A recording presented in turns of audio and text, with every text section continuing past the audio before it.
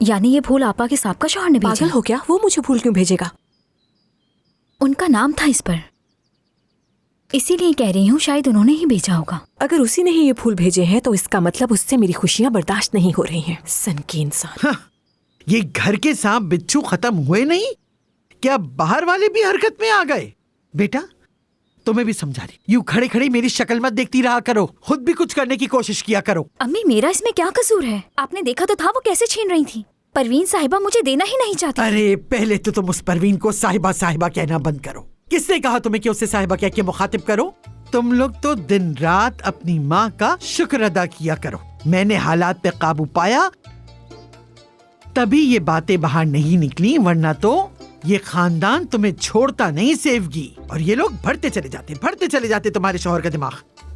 खैर अल्लाह तेरा लाख लाख शुक्र है, बड़ी मुश्किल से बची। खुदा का शुक्र है। अम्मी अगर ये फूल वाकई उसी ने भेजे हैं ना तो आगे भी जरूर कुछ ना कुछ वो करेगा। मैं उसे अच्छी तरह जानती हूँ, वो पागल इंसान है, कुछ भी कर सकता है वो।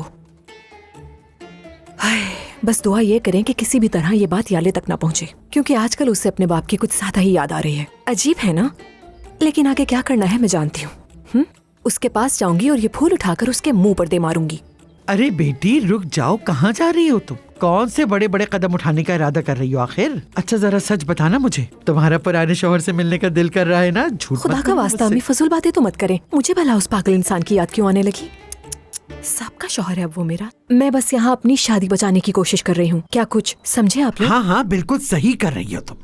इस घर में मौजूद सांप और बिच्छू तुम्हारे लिए गड्ढा खोद रहे हैं और तुम्हें अंदाजा तक नहीं मेरी बच्ची। क्यों अंदाजा नहीं होगा, जानती हूँ सबको मैं इस घर में। हाँ ये तो है। वो जो तुम्हारी सास है ना, पूरी नागिन है। जरा नागिन। आहिस्ता बोले, सुन लेगी वो, सांप की तरह तेज कान है उसके। वो जो तुम्हारी नागिन सास है ना, तुम्हें तलाक दिलवाने की कोशिश कर रही है। और सिर्फ तुम्हें तलाक दिलवाना नहीं चाहती, बल्कि तुम्हारे शौहर पर भी नजर है उसकी। वो उस बेकरी वाली औरत की तुम्हारे शौहर पर पहले से नजर थी, बहुत पहले से। किसकी? सुमर की? हाँ वही बेकरी वाली। थोड़ा सा रह गया अम्मी, वरना उस औरत ने सारा काम ही बिगाड़ देना था। सुबह सुबह ऐसे कौन करता है? दफना दिया उसने सबको पार्किंसन बोलकर। क्या पार्किंसन? बीमारी है अम्मी कोई, और क्या। किसको कहा उसने? आपको कहा उसने? मुझे कहा था। नूरजहां को पार्किंसन की बीमारी ना हो जाए कहीं। खुदा के लिए सरवत की बातें दोहराना बंद करो, कभी तो अच्छी बात करो। लेकिन मैंने सूरत हाल को संभाला कैसे अम्मी, देखा ना। हालांकि भाई ने मुझे झाड़ भी दिया था। ध्यान मत दो अपने भाई की बातों पर, जहर तो वो ले चुका है। मैं अपने बेटे को जानती हूँ बहुत अच्छी तरह से। जो सुना उसने वो बात अंदर ही अंदर खाती रहेगी। अब वो सेवगी को पहले की तरह नहीं देख सकेगा जिस नजर से देखता था, कभी नहीं। देखो बेटी, लगता है कि वो तुम्हारे शौहर की पुरानी चाहत थी, जाहिर है तभी उसने तुम्हें नहीं बताया, वरना तुम मानती नहीं। अगर वो तुम्हें बता देता कि वो घर आती जाती है तो तुम कभी ना मानती। कौन है? कोई जरूरी कॉल नहीं थी, काम से मुताल्लिक थी, बाद में रिप्लाई कर दूंगा। मतलब वो औरत अब भी उसे अपने साथ चाहती है? देखो जरा। यानी अगर वो उसे छोड़ना ही नहीं चाहता था तो उसने मुझसे शादी क्यों की? ना छोड़ता उसे, ना मुझसे शादी करता और ना ही मुझे अंगूठी पहनाता। सही कहा। बेटा इस अंगूठी पर ज्यादा भरोसा मत करना, अक्ल की बात करो, समझ बूझ इस्तेमाल करो। पुराने शौहर के पीछे जाने के बजाय अपने नए शौहर को अपने काबू में रखने की कोशिश करो। अब वक्त है उस औरत को दिखाने का कि मैदान खाली अब नहीं बस कर है। दे अम्मी, एक दफा बस कह देने का मतलब क्या होता है कि बस कर दी जाए? हाँ, खुद से सब कुछ सोच लिया, इतना वक्त आता कहाँ से आपके पास ये सब कुछ सोचने के लिए? हाँ, अल्लाह अल्लाह।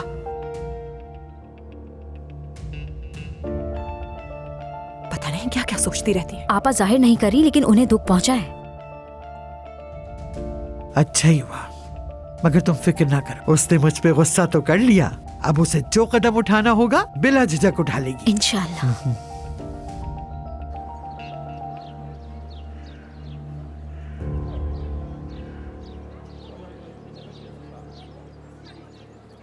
यार तुम बैठ जाओ ना, सर पर क्यों खड़ी हो? क्या मसला? नहीं बैठना मुझे। अरे मुझे क्या, तुम्हारी भलाई के लिए कह रहा था। खड़ी रहो, थकती रहो। थोड़ी देर के लिए चुप रहोगे तुम? वो आ तो जाएगी ना। कौन? मेरे बुलाने पर वो ना आए नहीं हो सकता। हाय मैं कितनी बेवकूफ हूँ ना, भूल गई। तलाल साहब बुलाएं और कोई आए नहीं, ऐसा हो सकता है?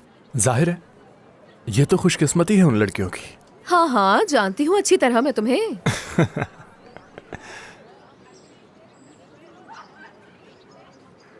वैसे मेरा मशवरा है, तुम्हारे पास मौका है, भाग जाओ अभी। नहीं यार तुम समझ नहीं रहे हो क्या? तुम्हारे लिए ये इतनी बड़ी बात नहीं होगी, लेकिन मेरी मॉम मुझे मार डालेंगी। समझ ही नहीं रहे हो। चाहे कुछ भी हो जाए, आज ये बात यहाँ से खत्म करके ही जाऊंगी मैं। लेकिन मुझे नहीं लगता कि तुम सिमरा से ठीक से बात कर सकोगी। मैं तुम्हें जितना समझा सकता था समझा चुका। आसान नहीं होगा ये देखो, आ गया सुनहरे बालों वाला तूफान। अभी भी वक्त है, भाग सकती हो। अपने काम से काम रखो।